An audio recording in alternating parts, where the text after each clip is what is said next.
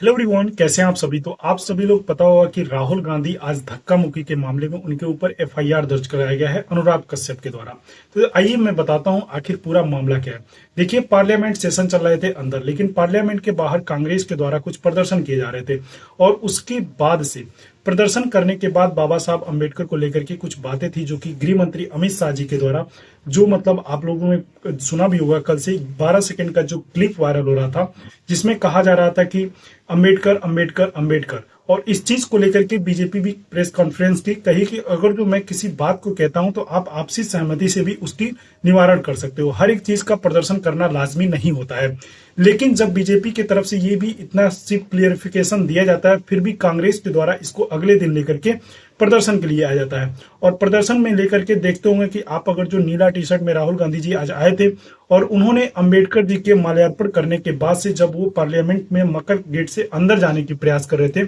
उसी समय क्या हुआ कि जब खड़गे जी को राहुल गांधी जी के द्वारा बताया जा रहा है कि खड़गे जी को धक्का दिया गया, तो खड़गे जी के बचाव में राहुल गांधी जी आते हैं और वहां पे जो कांग्रेस के एमपी हैं और बीजेपी के एमपी हैं आपस में मतलब क्या होते हैं, मतलब धक्का मुक्की हो जाता है। जिसके धक्का मुक्की के कारण दो जो कि बीजेपी के एमपी जो घायल हो जाते हैं और आरएमएल जो हॉस्पिटल जो कि पार्लियामेंट के पास है उसमें भर्ती कराए जाते हैं और वो दोनों को बहुत ही गंभीर चोट लगती है, जिसमें से मुकेश राजपूत जो कि फर्रुखाबाद से हैं उनको मतलब अभी आईसीयू में भर्ती कराया गया है और जो कि सारंगी जी हैं उनके मतलब सर पे यहाँ पे चोट लगी, आप लोगों ने देखा होगा। तो उस चीज को आखिर आप ये सोचिए कि जब दो ऐसी पार्टियां जो कि सबसे बड़ी पार्टी हैं देश की और दोनों देश को चलाती हैं और उसके बावजूद अगर जो ऐसा कांड देखने को मिला तो आप क्या सोचोगे। अगर जो दो ऐसी पार्टियां और बिल भी ऐसे समय पे है, वन नेशन वन इलेक्शन, जिसमें क्षेत्रीय पार्टी तो विरोध कर ही रही हैं, लेकिन अगर जो आप बड़ी पार्टियां होकर के ऐसी घटनाओं को अंजाम दोगे वो भी पार्लियामेंट में,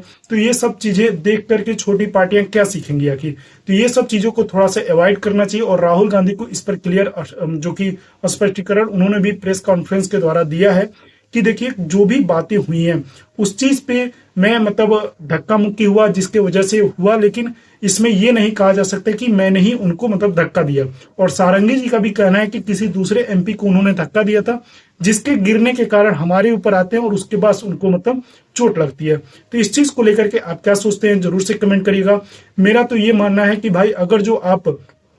पार्लियामेंट में हो, अगर जो पार्लियामेंट के सेशन चल रहे हैं तो आप उसमें चर्चाओं करो। चर्चा करने से क्या होगा कि अगर जो आप किसी भी क्षेत्र से जाते हो तो वहां की लोकल्स मुद्दे पे बात नहीं हो रही है, किसी भी आप पूरे शीतकालीन सत्र को उठाकर देख लिया जाए तो ये लोग आपस में ही लड़ रहे हैं। बीजेपी अलग लड़ रही है, कांग्रेस अलग लड़ रही है, समाजवादी पार्टी अलग लड़ रही है, आम आदमी पार्टी अलग लड़ रही है। मतलब जितने भी पार्टियां हैं वो अपनी अपनी मुद्दाओं को मतलब नहीं, जनता की मुद्दा को आगे ना करके सिर्फ अपनी पार्टी को कैसे बढ़ावा मिल जाए, अपनी पार्टी को कैसे जनता के सामने अच्छा से दिखाया जाए, इस चीज पर लेकर के चर्चा हो रही है। तो क्या आप लोगों को ये चीजें बर्दाश्त हैं? तो ये चीजें अगर जो आपको नहीं बर्दाश्त है तो कमेंट बॉक्स में जरूर लिखिएगा कि मैं भी इस पर कुछ और वीडियो लेकर के आऊं। और आई होप, मैं आशा करता हूं कि पूरा विवाद आपको समझ में आ चुका होगा। तो लाइक शेयर सब्सक्राइब जरूर कर दीजिएगा। चलिए ठीक है, नमस्कार, धन्यवाद।